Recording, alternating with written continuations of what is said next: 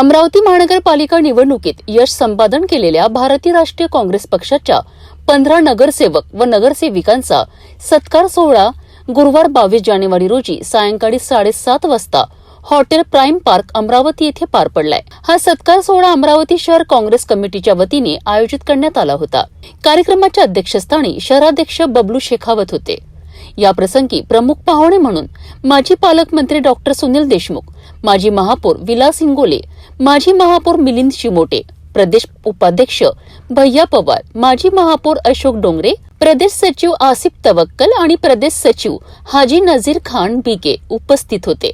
माजी पालकमंत्री डॉक्टर सुनील देशमुख यांनी धनशक्ती आणि प्रस्थापित व्यवस्थेच्या विरोधात संघर्ष करून विजय मिळवणाऱ्या सर्व नगरसेवक व नगरसेविकांचे अभिनंदन केलेत। येत्या काळात अमरावती शहराच्या विकासाकरिता तसेच नागरिकांच्या समस्या सोडवण्याकरिता सर्वांनी एकत्रितपणे काम करावे असे आवाहन त्यांनी केलेत।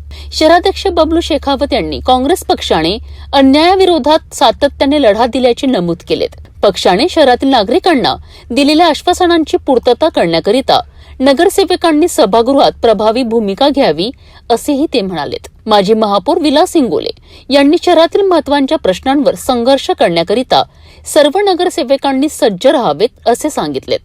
तर माजी महापौर मिलिंद चिमोटे यांनी प्रतिकूल परिस्थितीत मिळालेल्या या यशाचे कौतुक केलेत। महिलांचा मोठा सहभाग आणि सर्व समाजांचे प्रतिनिधित्व ही काँग्रेस पक्षाची मोठी ताकद असल्याचेही त्यांनी नमूद केलेत। या सत्कार सोहळ्यामुळे काँग्रेसच्या नगरसेवक व नगरसेविकांना नवचैतन्य मिळाले असून शहर विकासाकरिता एकजुटीने काम करण्याचा निर्धार व्यक्त करण्यात आलाय।